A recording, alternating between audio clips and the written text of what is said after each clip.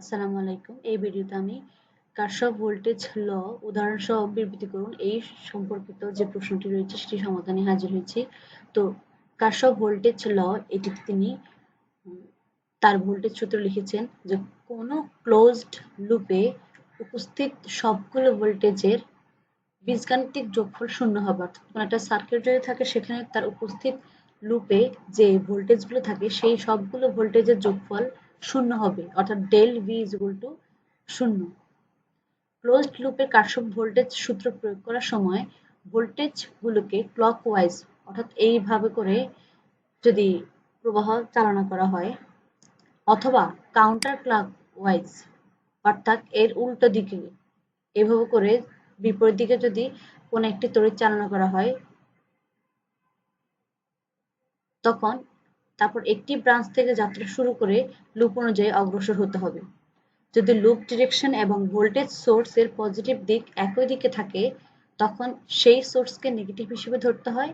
আবার যদি loop direction বা কারেন্ট ডিরেকশন যদি বিপরীত দিকে হয় তাহলে সেই সোর্সকে পজিটিভ হিসেবে ধরতে হবে।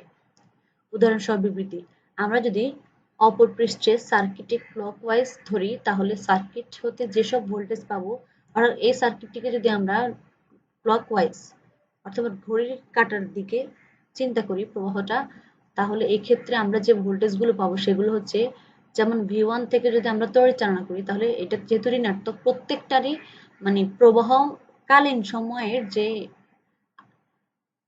ধনাত্মক এবং ঋণাত্মক প্রান্ত আছে সেক্ষেত্রে প্রথমে ঢোকার সময় প্রবাহিত হওয়ার সময় যেইটি পাবে সেটি কাউন্ট হবে।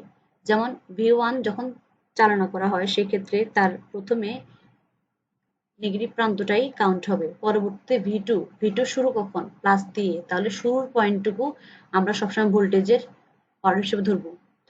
তাহলে প্রথমে পাওয়া যায় V1 মাইনাস, পরবর্তীতে পাওয়া যায় V2 প্লাস, আর পরবর্তীটা V3 হচ্ছে প্লাস এবং V4 টাও মাইনাস এবং V5 এটি হচ্ছে প্লাস, এগুলো পাওয়া যায়।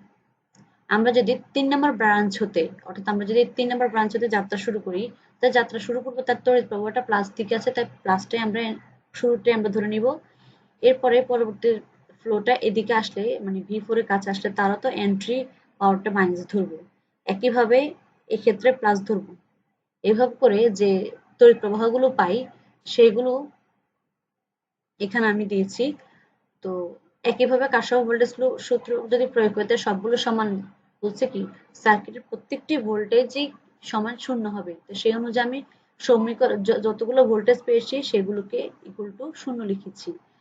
তারপরে ঋণাত্মকগুলোকে এপাশে ট্রান্সফার করলে সেগুলো ঋণাত্মক থেকে পজিটিভ হবে। যেমন এখানে V1 মাইনাস এপাশে আসলে প্লাস V1 হয়ে যাবে, এখানে V4 মাইনাস এদিকে আসলে প্লাস V4 হয়ে যাবে।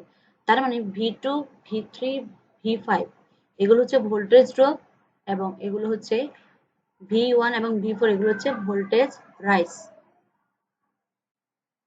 সুতরাং বলতে পারি যে ক্লোজড লুপের ভিতর দিয়ে যে পরিমাণ ভোল্টেজ বাড়ে ঠিক সেই পরিমাণ ভোল্টেজ কমে যাওয়ার ফলে যোগফল শূন্য হয়। এটি ছিল আমার কারশফ ভোল্টেজ ল নিয়ে তৈরিকৃত অ্যাসাইনমেন্ট। আপনার পরবর্তী ভিডিও দেখার আমন্ত্রণ রইল। ধন্যবাদ।